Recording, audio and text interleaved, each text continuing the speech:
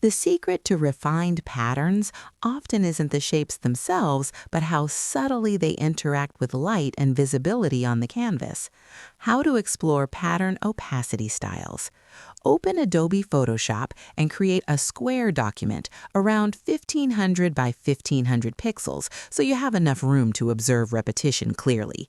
Design a simple motif using the Shape or Brush tool and duplicate it across the canvas with even spacing using Smart Pads.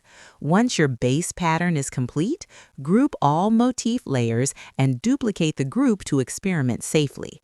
Select the top group and gradually reduce its opacity from the Layers panel, observing how transparency changes the visual weight and layering effect.